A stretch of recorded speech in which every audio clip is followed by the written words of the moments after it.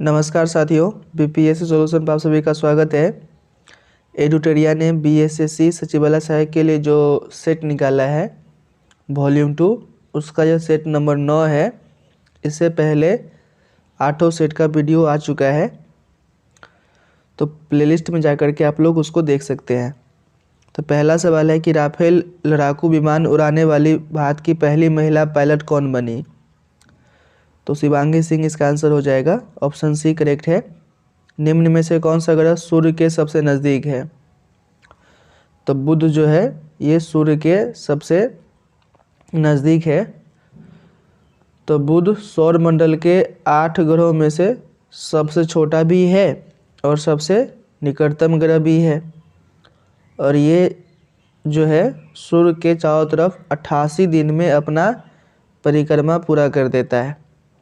एक बात और है कि इसके पास कोई भी उपग्रह नहीं है, ठीक है। और इसमें जो होता है ताप अंतर, यानी कि ताप में अंतर जो होता है, ये 600 डिग्री सेल्सियस से भी अधिक होता है। तो ये हो गया आपका बुध ग्रह के बारे में। तो सूर्य का सबसे नज़दीक ग्रह कौन सा है? तो बुध ग्रह है। आगे बढ़ते हैं। मकर रेखा निम्न में से किस देश से होकर नहीं गुजरती है? तो इन चारों में से जो है उरुग्वे इसका सही जवाब हो जाएगा। तो उरुग्वे में से जो है मकर रेखा नहीं गुजरती है। मकर रेखा किसको बोलते हैं? तो जैसे मान लीजिए कि ये अर्थ है, तो बीच में होता है भूमध्य रेखा। 23.5 डिग्री नॉर्थ को हम लोग बोलते हैं कर्क रेखा, और 23.5 डिग्री साउथ को हम लोग बोलते हैं मकर रेखा। तो मकर रेखा जो है ये Chile, Argentina, Paraguay, Brazil, Namibia, Botswana, दक्षिण अफ्रीका, उसके बाद मोजाम्बिक, मेडागास्कर एवं ऑस्ट्रेलिया से होकर गुजरती है। आगे बढ़ते हैं। क्वेश्चन नंबर 4 है कि निम्न में से कौन आग्नेय चट्टान का उदाहरण नहीं है? तो स्लेट जो है ये आग्नेय चट्टान का उदाहरण नहीं है। तो आग्नेय चट्टान कैसे बनता है? तो जैसे मान लीजिए धरती का सतह है ना, तो इसके अंदर क्या होता है? लावा होता है। तो यही लावा जब बाहर आता है तो उसको हम लोग बोलते हैं कि वोल्केनिक इरप्शन हुआ है, और जब यही ठंडा हो जाता है तो चट्टान बन जाता है ना। तो उसी को हम लोग बोलते हैं आग्नेय चट्टान। अगला सवाल है कि भारत की किस नदी को अपने प्रदूषक प्रवृत्ति के कारण जैविक मरुस्थल की संज्ञा दी गई है? तो ये हो जाएगा आपका दामोदर। ऑप्शन बी करेक्ट हो जाएगा। और ये दामोदर नदी जो है पश्चिम बंगाल एवं झारखंड में बहने वाली एक नदी है, और इसी नदी को, दामोदर नदी को, बंगाल का अभिशाप भी कहा जाता है। जैसे बंगाल का शोक दामोदर हो गया, बिहार का शोक कोसी नदी हो गया। आगे बढ़ते हैं कि हेमिस नेशनल पार्क भारत के किस राज्य या केंद्र शासित प्रदेश में स्थित है? तो अब ये हो जाएगा आपका लद्दाख में। ऑप्शन बी करेक्ट हो जाएगा। तो हेमिस नेशनल पार्क कहाँ है? तो ये है लद्दाख में। नेक्स्ट क्वेश्चन है कि भारत की सबसे बड़ी कृत्रिम झील कौन सी है? तो ये हो जाएगा आपका गोविंद सागर। ऑप्शन बी करेक्ट हो जाएगा। तो गोविंद सागर झील जो है सतलुज नदी पर भाखड़ा नागल बांध बनाया गया है, उसी कारण से ये झील बन गया। तो ये भारत की सबसे बड़ी कृत्रिम झील हो जाएगा गोविंद सागर झील।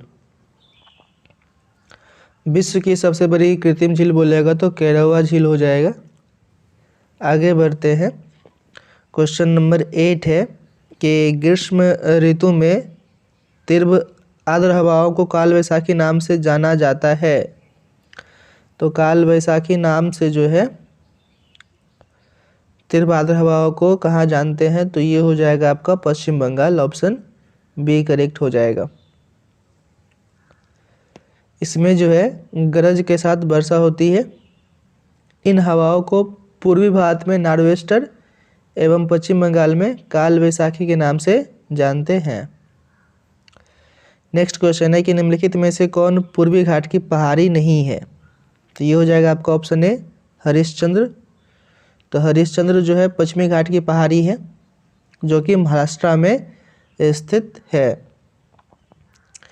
इसके अलावा पूर्वी घाट की और भी प्रमुख पहाड़ियाँ हैं, जैसे कि नल्लामलई, पालकोंडा, बेलीकोंडा, तो ये है आंध्र प्रदेश में। शेषाचलम तेलंगाना में है। जाबदी, सेबराय, पंचामलाई, सिरूमलई, ये कहाँ है? तमिलनाडु में है। तो कुछ पहाड़ी का नाम हमने यहाँ पर बता दिया, तो इसको भी आप लोग लिख लेंगे। अगला सवाल है कि कौन सा राज्य जुलाई 2022 में सेमीकंडक्टर नीति शुरू करने वाला पहला राज्य बन गया है? तो ये हो जाएगा आपका option A, Gujarat. Next question है कि निम्न में से कौन एक ज्वारीय बंदरगाह है? ज्वारीय बंदरगाह पूछा है, तो इस सवाल का सही जवाब हो जाएगा आपका ऑप्शन बी, कांडला बंदरगाह। तो ये जो कांडला बंदरगाह है ये कहाँ है? तो ये आपका गुजरात में। Next question, right to repair कानून पारित करने वाला दुनिया का पहला शहर कौन बन गया है? तो ऑप्शन ए हो जाएगा न्यूयॉर्क। अगला सवाल, बिहार का दूसरा चिड़ियाघर किस जिले में बनाया जाएगा? तो ये बनाया जाएगा आपको अररिया में। ऑप्शन ए करेक्ट हो जाएगा। अररिया में जो है बिहार राज्य का जो है दूसरा चिड़ियाघर बनेगा। पहला चिड़ियाघर कहाँ है? तो पटना में है। आगे बढ़ते हैं, निम्न में से किस राज्य को टाइगर स्टेट के नाम से जाना जाता है? टाइगर स्टेट, तो ये हो जाएगा आपका Madhya Pradesh. Option A correct हो जाएगा। तो यहाँ पर जो है टोटल 6 जो है बाघ रिजर्व है, ठीक, जैसे कान्हा हो गया, पेंच हो गया, बांधवगढ़, पन्ना, सतपुरा और संजय डोगरी बाघ अभ्यारण्य। अगर हम लोग देखें कि संख्या कितना है, तो बाघ का गणना हुआ 2018 में, तो उसके अनुसार जो है मध्य प्रदेश में 526 बाघ है। तो पहला स्थान इसी का है। दूसरा स्थान पे कर्नाटका है, जहाँ पर बाघों की संख्या 524 है। और एक नाम याद रखेंगे, कैलाश सांखला, कैलाश सांखला नाम है। तो इसको जो है हम लोग बोलते हैं टाइगर मैन ऑफ इंडिया इसको कहा जाता है। इसके अलावा बाघों को विलुप्त होने से बचाने के लिए भारत सरकार ने 1973 में प्रोजेक्ट टाइगर का जो है शुरुआत किया था उत्तराखंड के जिम कॉर्बेट पार्क से। नेक्स्ट क्वेश्चन है कि निम्न में से किसे एशिया का ज्योतिपुंज कहा जाता है? तो लाइट ऑफ एशिया, एशिया का ज्योतिपुंज गौतम बुद्धा को कहा जाता है। तो ये हो जाएगा आपका ऑप्शन ए करेक्ट हो जाएगा, ठीक है। तो गौतम बुद्धा जो है 29 वर्ष की अवस्था में अपना घर त्याग दिए थे, तो इस घटना को क्या बोलते हैं? महाभिनिष्क्रमण बोलते हैं। इसके अलावा ये वाराणसी के समीप सारनाथ में पहला उपदेश दिया था, तो उसको हम लोग बोलते हैं धर्मचक्र परिवर्तन। और गौतम बुद्ध का निधन जो है 483 में कुशीनगर उत्तर प्रदेश में हो गया था, इसको हम लोग बोलते हैं महापरिनिर्वाण। नेक्स्ट क्वेश्चन है कि मोहनजोदड़ो के तट पर स्थित है। तो मोहनजोदड़ो किस नदी के तट पर स्थित है? तो ये हो जाएगा आपका ऑप्शन बी, सिंधु नदी। मोहनजोदड़ो की खोज सर्वप्रथम 1922 में जो है राखल दास बनर्जी ने किया था। अगला सवाल, सल्तनत काल में दीवाने रियासत किस विभाग का प्रमुख अधिकारी होता था? तो बाजार नियंत्रण विभाग हो जाएगा। ऑप्शन ए करेक्ट है।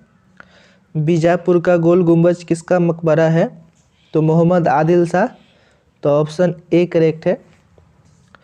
आगे बढ़ते हैं, क्वेश्चन नंबर 19 है कि बांडीवास के युद्ध में अंग्रेजी सेना का नेतृत्व किसने किया था? तो सर आयरकुट, ऑप्शन सी इसका सही जवाब है। अगला सवाल है कि निम्न में से किसने कांग्रेस से अलग होकर पृथक कांग्रेस राष्ट्रवादी दल का गठन किया? तो मदन मोहन मालवीय इसका सही जवाब है। ऑप्शन ए करेक्ट हो जाएगा। अगला सवाल, बंगाल विभाजन के समय बंगाल का लेफ्टिनेंट गवर्नर कौन था? तो एंड्रूज फ्रेजर इसका सही जवाब है। ऑप्शन बी करेक्ट हो जाएगा। और पूछा गया कि भारत का गवर्नर जनरल कौन था? तो लॉर्ड कर्जन था। आगे बढ़ते हैं, क्वेश्चन नंबर 22, किसने कहा कि मुझे खुशी है कि कांग्रेस बराबर नीचे की ओर जा रही है क्योंकि यह राजद्रोही संस्था है और इसके नेता संदिग्ध चरित्र के लोग हैं। तो ये बोला था आपका लॉर्ड एल्गिन द्वितीय। इसके अलावा लॉर्ड एल्गिन द्वितीय का एक और कथन है कि हमने भारत को तलवार के बल पर जीता है और तलवार के बल पे ही उसे अपने अधीन रखेंगे। तो ये दो स्टेटमेंट जो आप लोग याद रखेंगे लॉर्ड एल्गिन द्वितीय के द्वारा दिया गया। नेक्स्ट क्वेश्चन है कि अखिल भारतीय राजनीति में महात्मा गांधी जी का पहला साहसिक कदम था। तो Rowlatt Satyagraha, option A correct हो जाएगा। निम्न में से किसने अंडमान और निकोबार द्वीप को क्रमशः शहीद द्वीप और स्वराज द्वीप नाम रखा? तो सुभाष चंद्र बोस ने रखा। तो ऑप्शन सी करेक्ट हो जाएगा। अंडमान का नाम शहीद और निकोबार का नाम स्वराज। आगे बढ़ते हैं क्वेश्चन नंबर 25। किस सिद्धांत के अनुसार बुरी मुद्रा अच्छी मुद्रा को प्रचलन से बाहर कर देती है? तो ग्रेसम का नियम है ये। तो ऑप्शन सी करेक्ट है, ग्रेसम का नियम। निम्नलिखित में से किसे विश्व बैंक की उदार ऋण देने वाली खिड़की कहा जाता है? तो ये हो जाएगा आपका IDA, अंतर्राष्ट्रीय विकास संघ। अंतर्राष्ट्रीय विकास संघ, इंटरनेशनल डेवलपमेंट एसोसिएशन, ये विश्व बैंक का ये एक संस्था है, उसी का हिस्सा है। आगे बढ़ते हैं कि सकल घरेलू उत्पाद और सकल राष्ट्रीय उत्पाद में अंतर, ये होता है विदेशों से प्राप्त शुद्ध आय का। तो ऑप्शन ए करेक्ट हो जाएगा। नेक्स्ट क्वेश्चन है कि किसी एक वर्ष में देश के समान निवासी और उनकी संपत्ति द्वारा उत्पादित सभी अंतिम वस्तुओं और सेवाओं के मूल्य को, चाहे वे घरेलू राजतंत्र के भीतर परिचालित हो या बाहर, क्या कहते हैं? तो उसको बोलते हैं GNI, सकल राष्ट्रीय आय, GNI। ऑप्शन बी करेक्ट हो जाएगा। अगला सवाल मिलान करना है। तो एक जगह वैज्ञानिक दिया है, दूसरे साइड आविष्कार दिए हैं। तो जी मार्कोनी रेडियो का आविष्कार किए थे, JL बेयर्ड टेलीविज़न का आविष्कार किए थे, अलेक्जेंडर ग्राहम बेल टेलीफोन का आविष्कार किए थे, थॉमस अल्वा एडिसन ग्रामोफोन का आविष्कार किए थे। तो ये मिला ही हुआ था। तो इस सवाल का सही जवाब क्या हो गया? ए हो गया। ऑप्शन ए करेक्ट है। नेक्स्ट क्वेश्चन, उष्मागतिकीय रूप से कार्बन का सर्वाधिक अस्थायी रूप कौन सा है? तो ग्रेफाइट हो जाएगा। ऑप्शन बी करेक्ट है। निम्नलिखित में से किस राशि का मात्रक नहीं है? तो विकृति जो है इसका कोई मात्रक नहीं होता है। तो ऑप्शन सी करेक्ट हो जाएगा। अगला सवाल, जल में अस्थायी कठोरता किसकी उपस्थिति के कारण होती है? तो सोडियम और पोटासियम के सल्फेट। तो ऑप्शन यही करेक्ट हो जाएगा, पोटासियम और सोडियम के सल्फेट। और पूछेगा कि अस्थायी कठोरता, तो मैग्नीशियम और कैल्शियम के हाइड्रोजन कार्बन लवण की उपस्थिति के कारण से होता है। ठीक है। नेक्स्ट क्वेश्चन, मरीजों के पेट के अंदर का परीक्षण करने हेतु तो डॉक्टरों द्वारा प्रयुक्त एंडोस्कोप निम्नलिखित में से किस सिद्धांत पर कार्य करता है? तो एंडोस्कोप के बारे में पूछा है। तो ये हो जाएगा आपका प्रकाश का पूर्ण आंतरिक परावर्तन। ऑप्शन डी करेक्ट हो जाएगा, पूर्ण आंतरिक परावर्तन। एक परमाणु के केंद्र का धनावेशित हिस्सा कहलाता है। धनावेशित पूछा है ना। तो मान लीजिए कोई परमाणु से केंद्र है, तो केंद्र में क्या होता है? प्रोटॉन और न्यूट्रॉन होता है।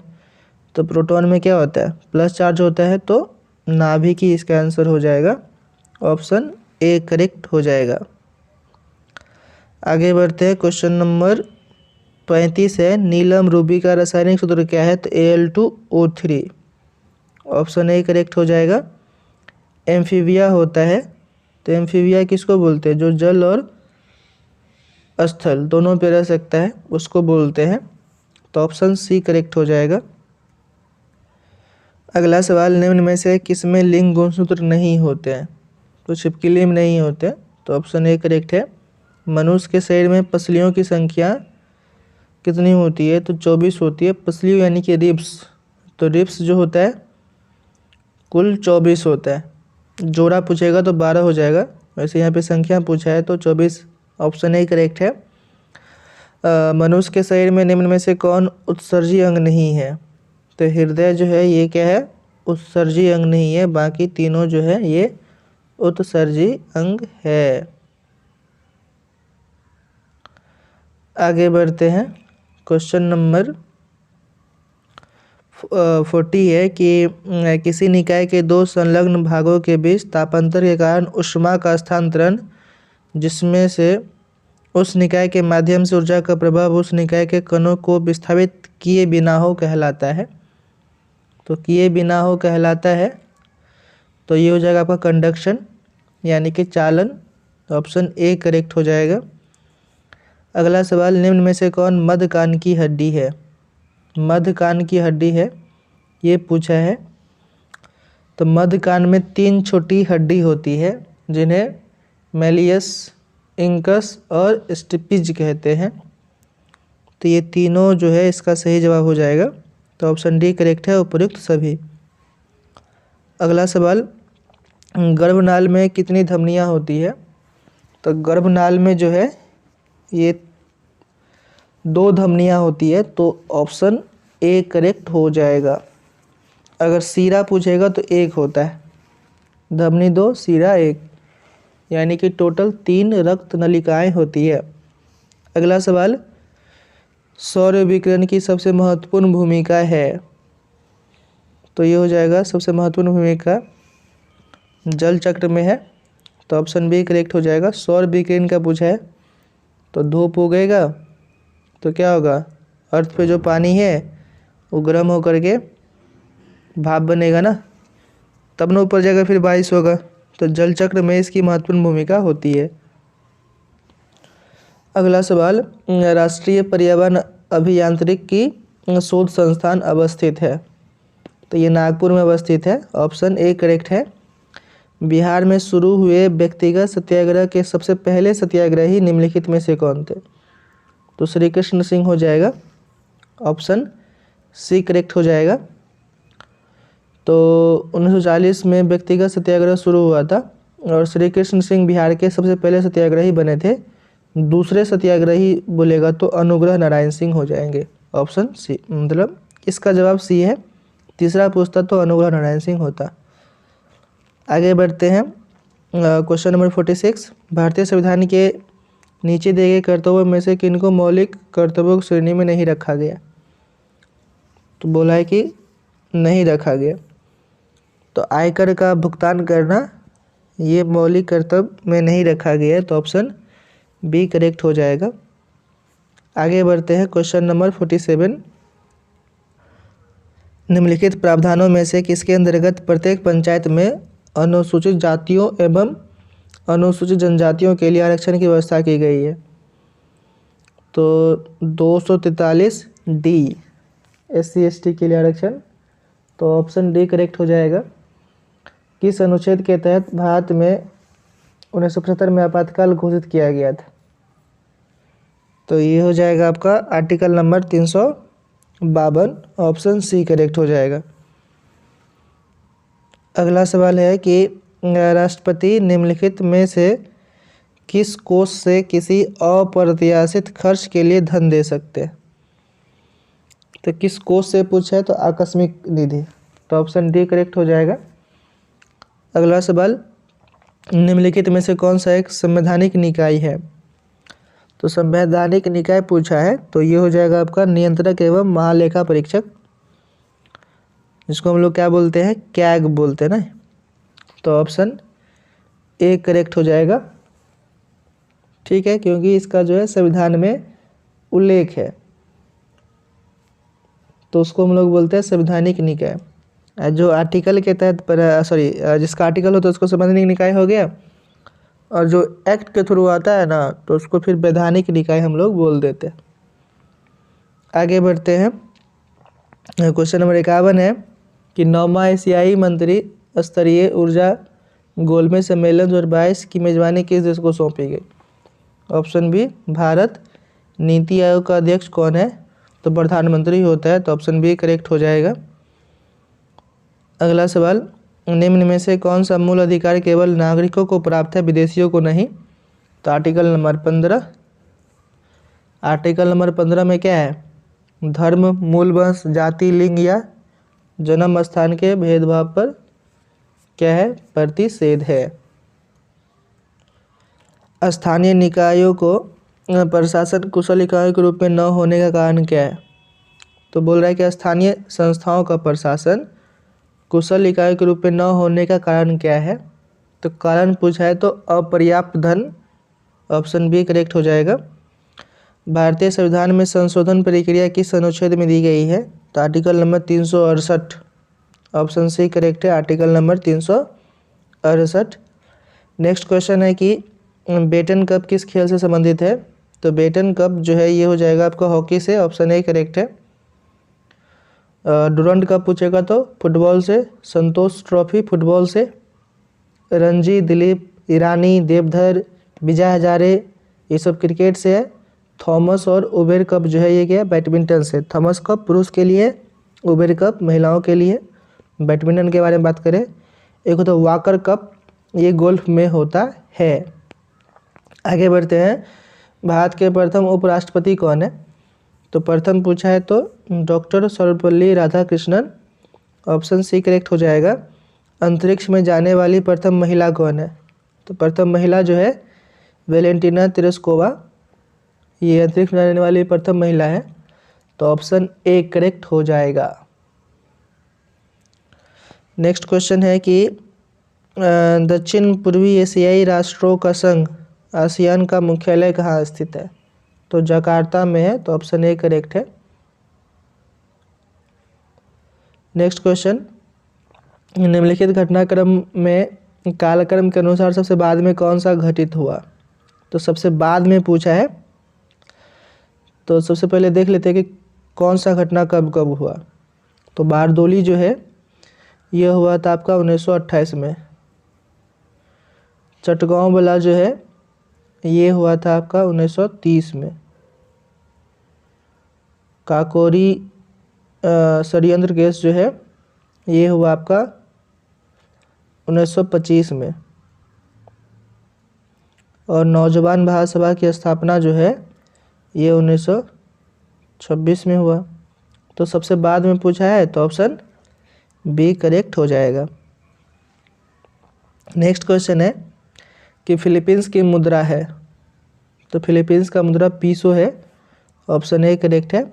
पेरिस किस नदी किनारे बसा है? पेरिस, तो सीन नाम का नहर नदी जो है वहाँ बहता है, तो ऑप्शन ए करेक्ट हो जाएगा। टेम्स के किनारे लंदन बसा हुआ है, और राइन के किनारे जो है बर्न जर्मनी का एक शहर है ये बसा हुआ है, और डेन्यूब किनारे बुडापेस्ट हंगरी नामक शहर, हंगरी का एक शहर है ये बसा हुआ है। आगे बढ़ते हैं, नाल्को एल्युमिनियम कंपनी किस देश की सहायता से स्थापित हुआ है? तो नाल्को पूछा है तो इटली से हो जाएगा, ऑप्शन बी करेक्ट है। और इसका स्थापना 1965 में किया गया था। आगे बढ़ते हैं, लावणी नृत्य किस राज्य में प्रचलित है? तो लावणी नृत्य जो है ये महाराष्ट्र का एक विशेष प्रकार का लोक नृत्य है, तो ऑप्शन ए करेक्ट है। नेक्स्ट क्वेश्चन, अक्टूबर 2021 में 38वां एवं 39वां आसियान शिखर सम्मेलन की अध्यक्षता किस देश ने की? तो ब्रुनोई ने किया था, तो ऑप्शन ए करेक्ट हो जाएगा। संविधान सभा द्वारा राष्ट्रगान को कब अपनाया गया था?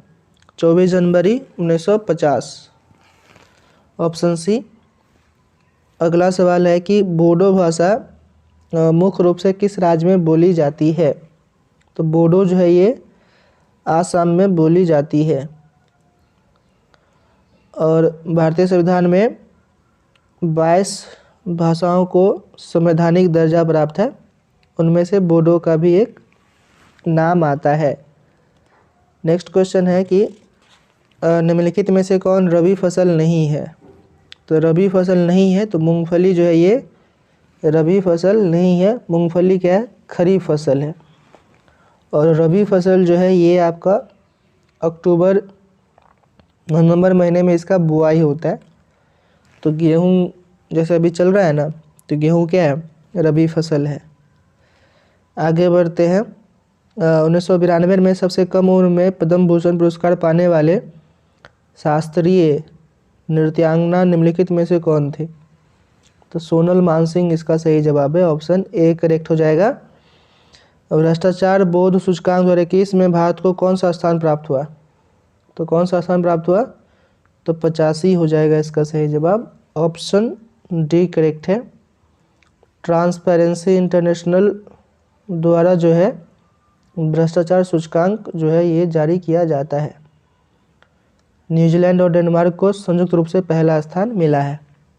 तो ये थे इस सेट के 70 सवाल। आप लोग जो है हमसे टेलीग्राम पे भी जुड़ सकते हैं। टेलीग्राम चैनल का लिंक डिस्क्रिप्शन में मिल जाएगा।